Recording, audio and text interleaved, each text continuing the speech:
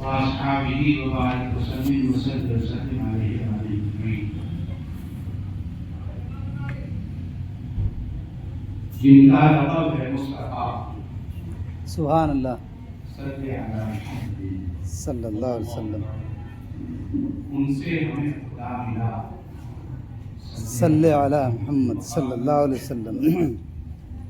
اب ان میں جب فرشتے آئیں شکل خدا نما دکھائیں تو پڑھتا حکم ہے یا خدا صلی علی محمد. سبحان اللہ. مشکلیں ان کی حل ہوئی، قسمتیں ان کی کھل گئیں، دل جیتوں نے کر لیا. سبحان اللہ. جو ہو مریض دادا یا کسی غم میں مبتلا، جو ہو مساف پڑھے صدا صلی علی محمد. صلی اللہ علیہ وسلم. پڑھو سب سے اعلیٰ جب گفتگو میں ان کا نام آئے، نہ جانے یہ عمل اس وقت اس مشکل میں کام آئے. سبحان اللہ. کہوں ابراہیم و موسیٰ نوح و آدم کوئی پیغمبر میرے آقا ہر ایک کے ہر کسی منزل میں کام آئے.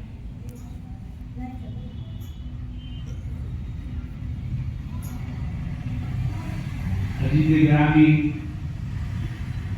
جناب مرحوم صاحب اور ان کی بہنیں پہلے خاندان پابندی کے ساتھ نہایت ہی جذب و احتشام کے ساتھ اپنے والدین کریمین کے سالانہ کی ثوابی مجلس کا اہتمام کرتے ہیں اور ان کی دعائیں مغفرت تنہا نہیں بلکہ اپنے والدین کریمین کے پیر و مرشد کو بلا کے ان سے ہاتھ دعا کے پابندی سے ہر سال دعائیں مغفرت کا اہتمام کرتے ہیں. میری دعا ہے اللہ تعالیٰ پیر و مرشد کے ساتھ جناب مسلم عالم صاحب اور عزیزم مرحوم و جنت عطا فرمائے. آمین. جنت الفردوس میں اعلیٰ سے اعلیٰ مقام فرمائے.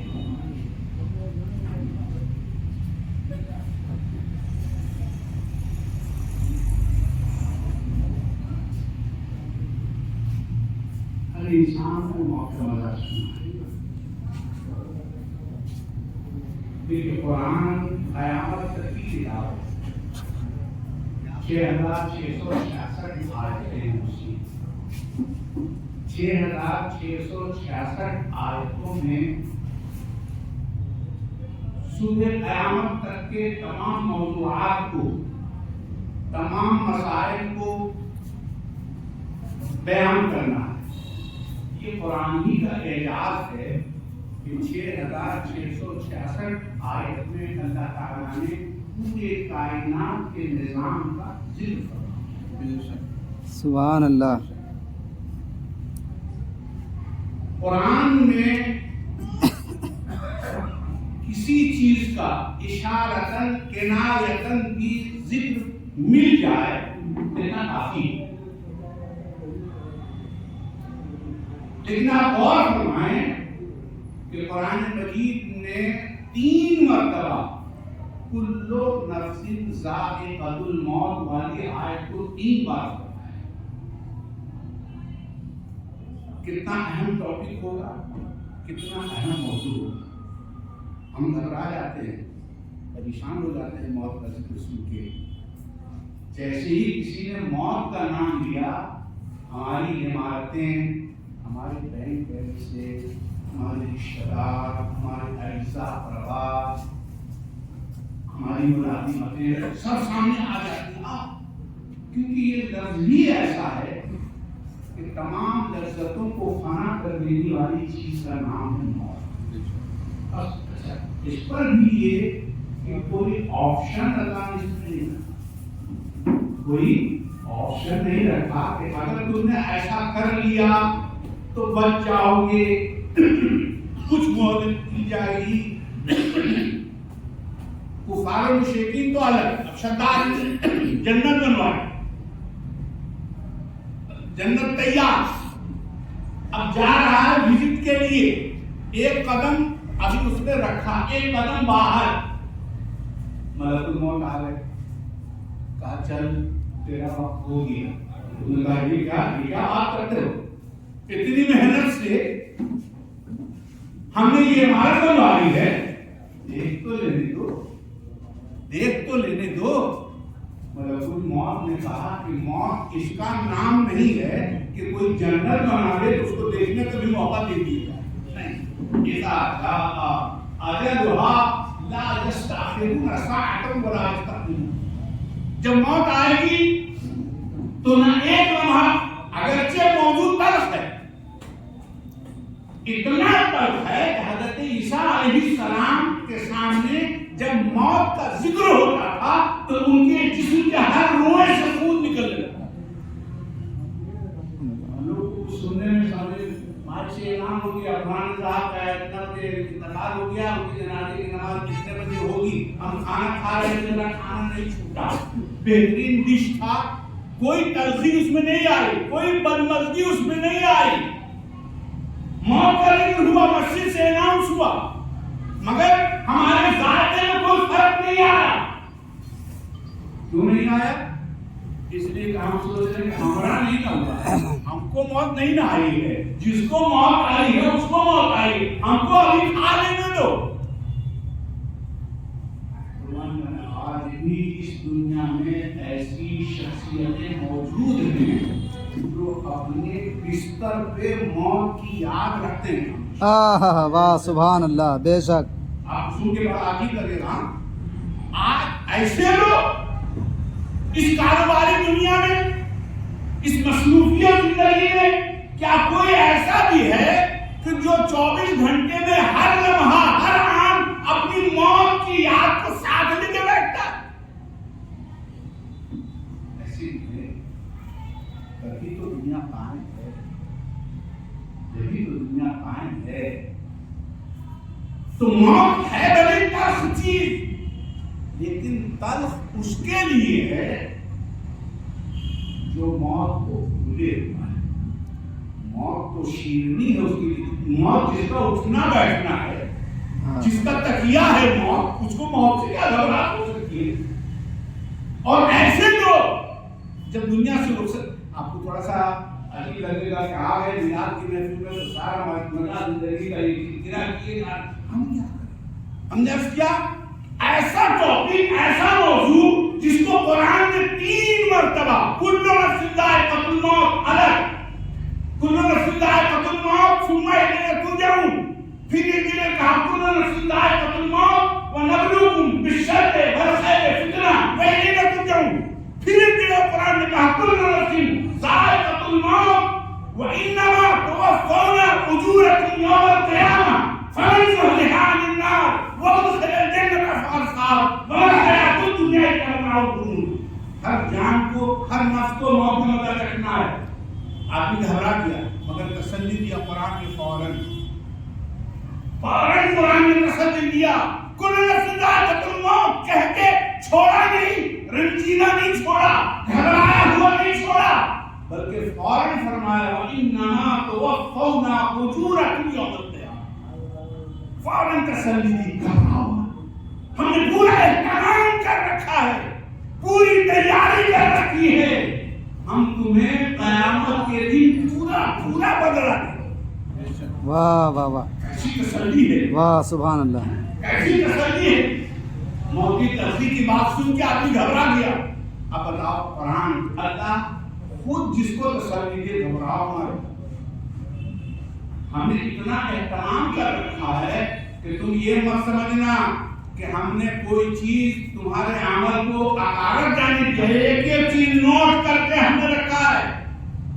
تمہارا اتنا خیال ہے کہ ہم نے نکیرین، ہم نے منکر اور نکیر کو قبر میں آنے سے پہلے تمہارے کاندھے پہ 2 فرشتوں کو ہم نے مقرر کر دیا، ایک چیز وہ چھوڑیں گے نہیں، پورا رجسٹرڈ رہے گا، اور ہم نے یہ تمام قیامت کے لیے کر رکھا ہے۔ وَإِنَّمَا تُوَفَّوْنَ أُجُورَكُمْ يَوْمَ الْقِيَامَةِ، ہم تمہیں قیامت کے دن پورا بدلہ دیں گے، اور کامیاب ہے وہ فَمَنْ زُحْزِحَ عَنِ النَّارِ، جس نے اپنے آپ کو جہنم کے شعلوں سے بچا لیا، وَأُدْخِلَ الْجَنَّةَ فَقَدْ فَازَ، اور اپنے آپ کو جنت میں داخل کرا۔ اور حیات الدنیا الا متاع الغرور، اور نہیں ہے یہ دنیا مگر کھیل اور تماشا۔ آپ غور فرمائیں، اتنی تاکید قرآن نے کیوں کی اور اتنا یاد دہانی کیوں کرایا؟ اصل یہ ہے کہ ہم جہاں کوئی بھی جب آتا ہے تو اس کو جانا پڑے گا۔ کہ دنیا کو اللہ تعالیٰ نے ہمیشگی نہیں بخشی ہے، بلکہ اس دنیا کو پروردگار عالم اس لیے بنایا، یہ دنیا جس کو ہم دیکھ رہے ہیں، اب بتائیے ایک دنیا وہ جس میں ہم ماں کے پیٹ میں تھے، ماں کے پیٹ میں تھے، وہ ایک دنیا ہماری تھی، 9 مہینے رہے وہاں، تو کیا رہ گئے وہیں پہ؟ ہم لوگ سوچ، حضرت امام غزالی کا ایک قول ہے کہ انسان ازلی نہیں ہے، جیسے اللہ کی ذات ازلی ہے وہ ہمیشہ سے ہے، لیکن امام غزالی نے فرمایا کہ انسان ازلی تو نہیں ہے لیکن ابدی ہے۔ ابدی مطلب ہمیشہ ہمیشہ رہے گا۔ یہ ہم لوگ یہ سوچتے ہیں 30 سال 40 سال 50 سال عمر مل گئی، بس اس کے بعد معاملہ ختم۔ پنرجیون کا تصور غیر مسلمین میں بھی پایا جاتا ہے، ہمارے یہاں وہ جنم نہیں ہے، لیکن ہمارے یہاں تصور آخرت ہے۔ اور قرآن دین اسلام نے جہاں ہم کو بہت کچھ دیا ہے، وہی تصور آخرت دے کے اسلام نے ہم پر بڑا احسان کیا ہے۔ اگر یہ تصور آخرت ہمارے ذہن سے نکال دیا جائے تو پھر آخرت سے لگام گھوڑا، جو جی چاہے کرے، جہاں جی چاہے وہاں منہ مارے، جو جی چاہے اس کو کھائے اور پیے۔ آپ غور و فکر کریں گے تو آپ کو پتا چلے گا کہ پروردگار عالم نے اپنا رشتہ اتنا مستحکم رکھا اپنے بندے سے، وہ نہیں چاہتا کہ ہمارا یہ رشتہ کبھی کمزور پڑے۔ قدرت سے، اپنے پالنہار سے، اپنے رب سے اگر رشتہ مضبوط رہا تو آپ سمجھیے کہ آپ کامیاب ہیں۔ اور اگر آپ نے اس کامیابی سے نظر ہٹائی، دوسری طرف دیکھا، کہا جاتا ہے ہمارے ذکر سجادہ مجیبی نے ایک بار شعر لکھا تھا واٹس ایپ پہ کہ وہ کیا تھا کہ محبت کی نمازوں میں امامت ایک کو سونپو، محبت کی نمازوں میں امامت ایک کو سونپو، ادھر تکنے ادھر تکنے سے نیت ٹوٹ جاتی ہے۔ واہ سبحان اللہ۔ چاہتا ہے کہ میرا رشتہ میرے بندے کے ساتھ اتنا مستحکم ہو، اتنا مستحکم ہو کہ میرے رشتے میں کبھی کمزوری نہیں ہے۔ اس کی چاہت یہ ہے، جبکہ وہ رب ہے، وہی سب ہے، وہی سب کچھ ہے۔ اب یہ بندہ جس کی کوئی آقات نہیں، یہ رشتے کو کمزور کرنے پہ پورا ہوا ہے۔ یہ چاہتا ہے کہ میرا رشتہ کمزور سے کمزور تر ہوتا چلا جائے۔ صبح سے شام دیکھیے، شہری زندگی ہم لوگ دیہات کے رہنے والے ہیں، شہروں کی جو مصروفیات ہیں وہ آپ زیادہ محسوس کرتے ہوں گے، لیکن اس خدا سے اس نے ہم سے یہ چاہا۔ آپ کلمہ پڑھتے ہیں نہیں ہے کوئی بات، آپ نے کبھی اس کلمے کے مطالبے پہ غور کیا؟ کلمہ تو ہے لا الہ الا اللہ محمد رسول اللہ، مگر اس کلمے کا مطالبہ کیا ہے؟ کلمہ کیا چاہتا ہے ہم سے؟ ارے لا الہ الا اللہ کہہ دیا بس ہو گیا۔ کتھنی اور کہنی اور کتھنی میں اگر انتر ہو، فرق ہو، تو اس کو کیا کہا جاتا ہے؟ اس کو بے اعتبار مانا جاتا ہے کہ یہ کہتا کچھ ہے اور کرتا کچھ ہے۔ اگر تمہاری یہ کتھنی ہے کہ لا الہ الا اللہ، نہیں ہے کوئی معبود سوائے اللہ کے. اچھا اس کا جلوہ ہم لوگ انڈیا میں رہتے ہیں, ہم لوگ کا معبود دوسرا لگتا ہے. اس کا جلوہ لکھتا ہے فتویٰ شریف. چاروں طرف سے دیوانے ٹوٹے پڑے. پتہ ہے قسم واقعی لگتا ہے کہ ہاں بندے یہ ہیں جو اپنے رب کی طرف کھینچے کھینچے چلے آ رہے ہیں, دوڑ رہے ہیں تو دوڑ رہے ہیں, چکر لگا رہے ہیں تو لگا رہے ہیں, سجدے میں ہیں تو سجدے میں ہیں, دو کپڑوں میں بنا سلے ہوئے کپڑوں میں ہیں, احرام کی حالت میں. لبیک اللہم لبیک لبیک اللہ, اے اللہ میں حاضر ہوں, اے اللہ میں حاضر ہوں. یہ پریکٹیکل دکھا دکھا کے پروردگار عالم چاہتا ہے کہ تمہاری زندگی میں یہ لبیک اتنا سرخ کر جائے, اتنا بے بس کر جائے کہ تم نیند میں ہو تو کہو اے اللہ میں حاضر ہوں, تم جاگ رہے ہو تو کہو اے اللہ میں حاضر ہوں, تم کھا رہے ہو تو بھی کہو اے اللہ میں حاضر ہوں, تم کھا رہے ہو تو بھی کہو اے اللہ میں حاضر ہوں. اللہ کا رشتہ, اللہ کے لیے پیغمبر اسلام نے طائف میں پتھر کھائے. کس کے لیے؟ اپنے رب کے لیے, اس کی خوشنودی حاصل کی. ہم اپنے رب کو راضی کرنے کے لیے کیا کھا رہے ہیں؟ اور کچھ نہیں, کم سے کم حلال تو کھا ہی سکتے ہیں. اپنے رب کو خوش کرنے کے لیے صحابہ اکرام رضوان اللہ تعالی علیہ, ابھی آپ نے سنا نا, نئی نویلی دلہن کو رات میں چھوڑ کے حضرت حنظلہ جنگ کے لیے روانہ ہو گئے.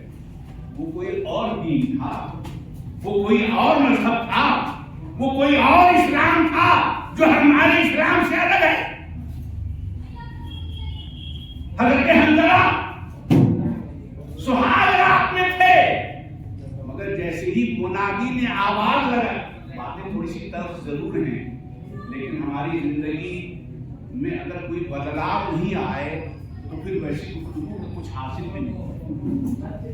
بچوں نے اہتمام تو کیا ہے اس حال ثواب کی محفل کا, اگر اس محفل میں بھی ہم ایسی گفتگو کر کے آپ کا وقت ضائع کر دیں جس کا کچھ بھی حاصل نہیں, تو نہ میرا آنا کام کا نہ آپ کا آنا کام کا. وہ زندگیاں تھیں کہ جنہوں نے رب کے لیے, اللہ کے لیے اپنا تن من دھن سب کچھ قربان کر دیا. ہم نے ایک جملہ کہا نا کہ وہ اسلام الگ تھا جو آج ہمارے پاس اسلام ہے اس سے الگ, یا وہ اولیاء کرام, ہندوستان کی شان, ہندوستان کی جان, ہماری آن, ہمارا مان, ہمارا سمان, خواجہ ولی نواز, ان کا اسلام کچھ الگ تھا جو اللہ کے رسول کی عطا سے لے کے وہ ہندوستان کی دھرتی پر تشریف لائے. ہمارا اسلام کچھ الگ ہے. موت اتنی تلخ چیز ہے اور اس تلخی میں اتنی شیرینیت پروردگار عالم نے رکھی کہ حضرت عاصی کے زمان میں اگر کہا جائے تو آج بھولے نہ سمائیں گے کفن میں عاصی, آج بھولے نہ سمائیں گے کفن میں عاصی, ہے شب گور بھی اس گل کی ملاقات. سبحان اللہ, ہے شب گور بھی اس گل کی ملاقات کی رات.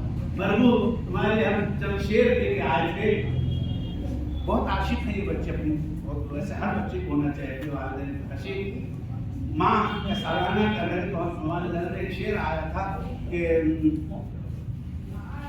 آسمانوں کی زینت, آسمانوں کی رنگت آسمان سے مل گئی, گھر کی زینت خود کی زینت سے جا کے مل گئی, اور ماں نے جب پردہ کیا دنیا سے مجھ کو یوں لگا کہ ایک جنت دوسری جنت سے جا کے. سبحان اللہ, سبحان اللہ, واہ واہ, سبحان اللہ. ایک جنت, دنیا کی جنت. میں نے اپنے میرے پیر صاحب میرے موجودہ صاحب سجادہ کے بارے میں میرے شیخ دادے یہاں تشریف فرمائے, میں نے اپنے کانوں سے سنا ہے. ہم کو دنیا کتنی عزیز ہے اس کو آپ سنیے. اور جو اللہ والے ہیں ان کے جو کیفیات ہوتے ہیں، ہم کتابی بات نہیں کریں، جو پریکٹیکل اپنے منہ سے ہم نے سنا، اپنی کان سے سنا ہے، اس کو ہم کلکتے میں بھی اردو علاج کے لیے کلکتہ تشریف لے آئے. بہت بیمار ہے، کڈنی کا مسئلہ تھا، کیا کام مسئلہ تھے.